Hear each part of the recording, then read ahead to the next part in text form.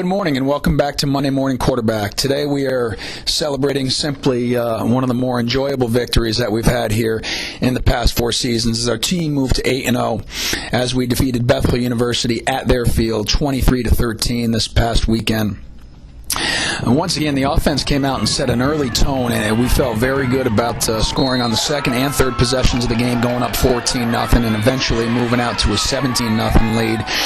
And that was really anchored by the run game. Colin Tobin had a fantastic day, carrying the ball for 130-some-odd yards, but finding some really, really tight creases in there and was able to slip through. Once again, led by Willie Schneider, his lead back, that has done a great job. And I think for the first time this season, we've really seen the offensive line come together and start to gel.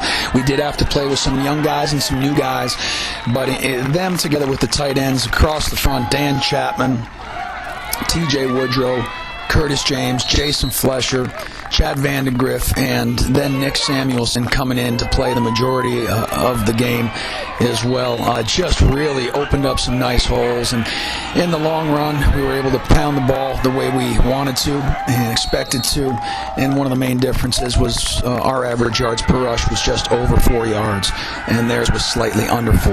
So I thought that was a big difference, even though it might seem insignificant on the stat sheet.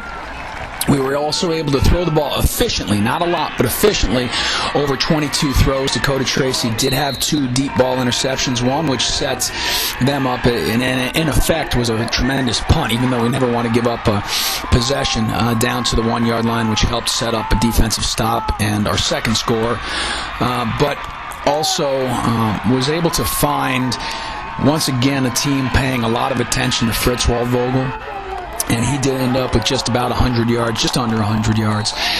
But in all the attention they were paying to him, we were able to find some very, very nice deep post routes to Dan Nearing on the backside and some timely catches by Kyle Whitley as well. So again, not a big numbers day, but a very efficient day with the pass game, and really couldn't be happier with how the offense came out of the gates. Defense, I'll tell you what, they just keep getting better. I say it week by week, but they keep improving week by week, so I'm going to continue to keep saying it. Harry Patera had a monster day, 6 tackles, but the biggest ones were 3 tackles for a loss and a sack, 2 of which occurred on final downs on 4th down, and 2 on 4th down on 1. And in both cases, Harry called those plays out, knew exactly what was coming to him. One, there was actually a timeout, and he ran over to the sideline, and he said, I know exactly what's coming at me. He called the play out. They ran that very play, and he stuffed it in the backfield for a 6-yard loss. So not only happy with his productivity, but his focus. And I think that shows a lot of mental toughness on the part of our players to stay focused in big games and know what's coming at them. Tony Dana, once again, had a very, very big day for us with 11 tackles and 2 tackles for a loss. And in addition to him, Paul Carlson certainly anchored that middle as well.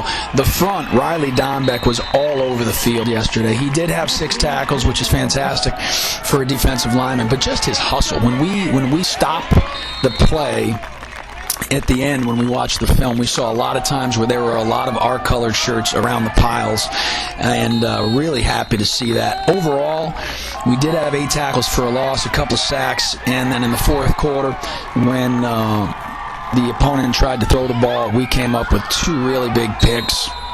One by Jack Gavin in the end zone, and then at the very end of the game when they threw up a Hail Mary, Josh Carey intercepted that. But what I was most proud of was how big our kids played. They might be 5'8" or 5'10" or 5'11", but they sure played like they were 6'7".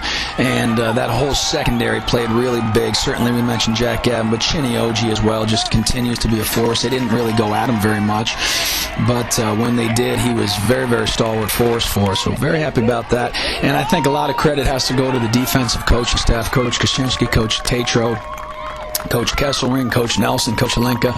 just really doing a nice job in the whole week of practice, putting our guys in a situation where I think our kids felt very comfortable with the plays that were coming out of. Special teams, huge difference in this game, because once we got a 17-point lead, we took some field goals. Timmy Albright obviously nailed a 48-yarder, and that was great, but he was 3 for 3 on field goals. And when you look at our red zone productivity versus theirs, we were 4 for 4 red zone scores and chances, and our opponent was only 1 for 2. And part of that was Timmy Albright hitting a couple of field goals that put us up. We went up by 17, 3 scores. We feel pretty good about that. And then again, in a great exchange right before halftime, Bethel ended up scoring their only touchdown in the first half on a pass play with about 1:10 left, and then our offense went back to work and drove all the way down the field, and Timmy was able to put another 3 points on the board, which gave us a 20-7 halftime lead, but also made us feel really good